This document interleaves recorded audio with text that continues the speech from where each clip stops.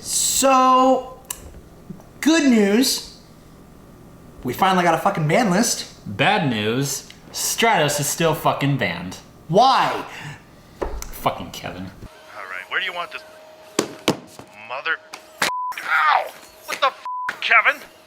God damn it. Oh. Alright, stop f***ing around. Ay.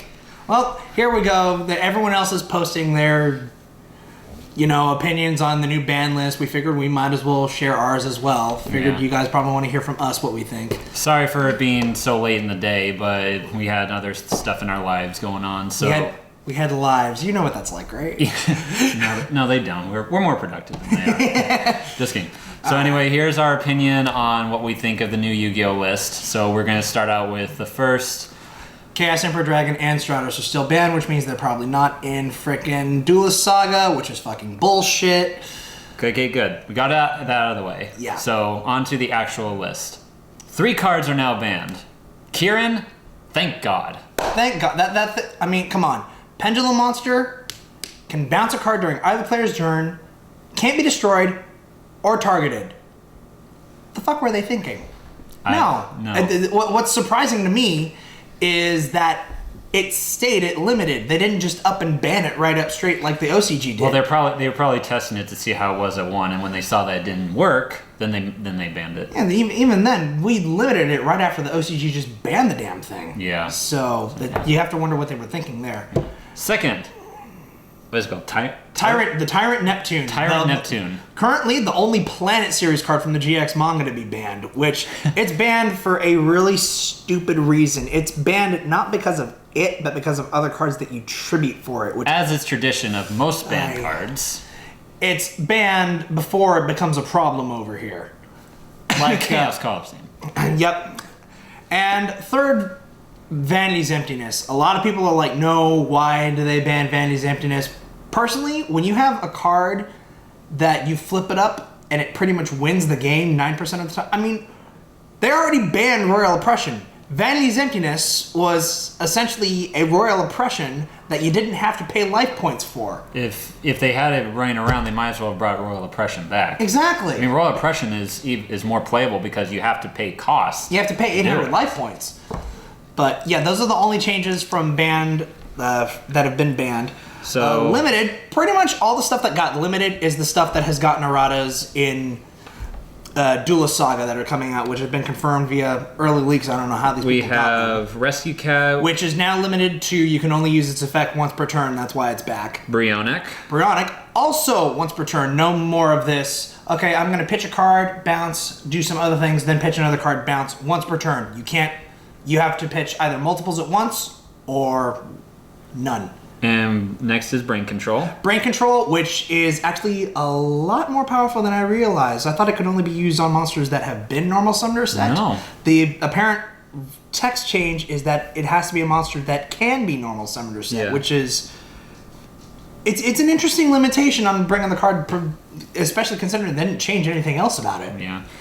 Future Fusion is back too. Future Fusion is back, which it takes way too long to go off. It's almost not worth playing anymore. Some people are saying, oh, you can use it in ABC. And I'm like, no, you can't, because you can't fusion summon ABC. Idiots. And and the final one that got errated is Imperial Order. Which, Imperial Order is an interesting one because they didn't exactly change the way its effect works, but they changed its cost. So you have to pay 700 every standby phase. Mandatory. You can't just up and chicken out and say, oh, nope, I'm not paying for Imperial Order. And then just have it be destroyed. Yeah, you have to pay 700 every single turn. Not just your turn, but your opponent's turn also. And when you can't, then that's when the card is destroyed. When it dies, yeah. Okay, all right. And then the final limitation, which is probably our biggest gripe, is Maxie. Yeah, What the fuck? It's like, come on. What are you trying to do? It's like, at 1, it's pretty much not playable. It's not even worth running the 1. Because all it's going to happen if you run 1, your opponent tries to special summon, you're like, okay, Maxie, if you time it at the right part, you'll maybe get 1 replacement card off of it, but you're never going to get like +2, +3 unless your opponent just goes for game that turn. No. And on to semi-limited, we have the first one, which is actually really interesting, is Wisdom Eye Magician. Yeah, that's something the OCG also did, which we're finally picking up over here.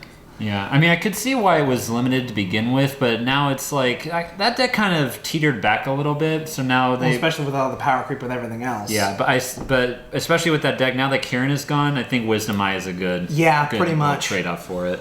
And then, a lot of people weren't expecting him to hit Zoos this soon. Zodiac Rat Pier is at 2, which, honestly, that card, you either needed it 2 or 0, because... Yeah. 1, like the OCG put it, is just like... What are you doing putting it at 1? No. Just ban it. Yeah.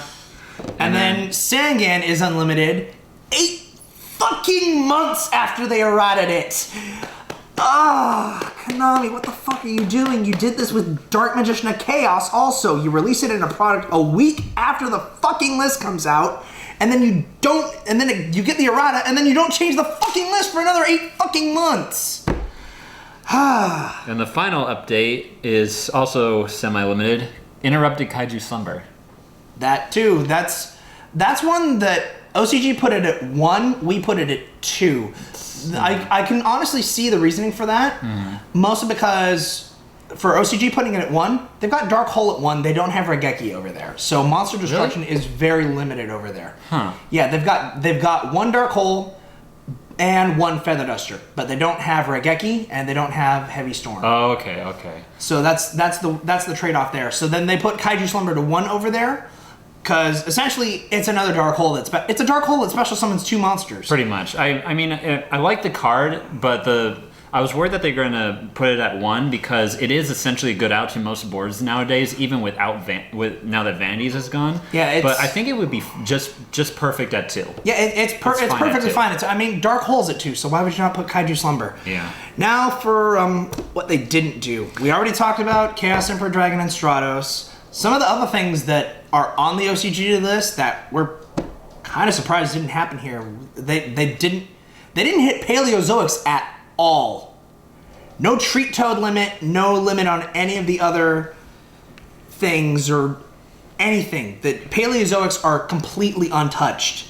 You'd have thought they'd have at least limited... I can't believe I'm saying the name. You can slap me for this later. Totally Awesome. Thank you. They didn't limit Totally Awesome. They didn't limit... One of the more baffling ones to me is they didn't limit Terror Top. It's like, I'm fine with that, because the main problem with me with Terror Top was the Zodiac deck, but they pretty much fixed that problem when with Rat Pier.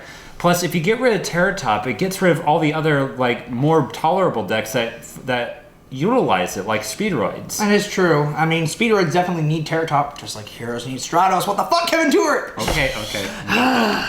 Let's see, what was one of the other things that the OCG did that they didn't do over here? Heartbeast Feather Duster.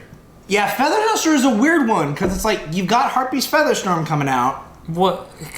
I mean, the card itself is broken on its own. I mean... But the fact that you can also get Heartbeast Feather Duster out of it means it's half the card is just useless. Pointless. It's like, oh, you can get Heartbeast Feather Duster back for it.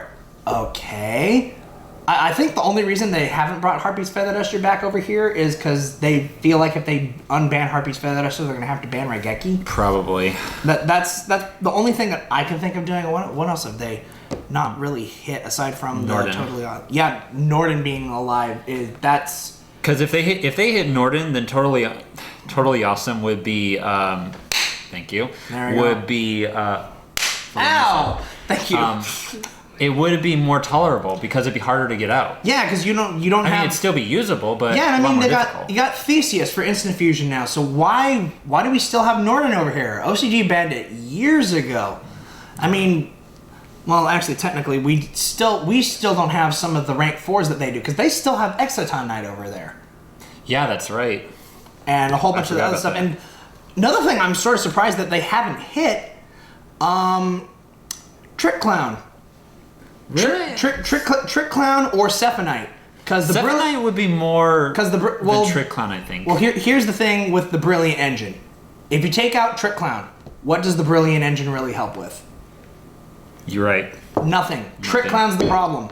Clown Blade only became a thing because of Trick Clown, the most spammy rank 4 engine in the game.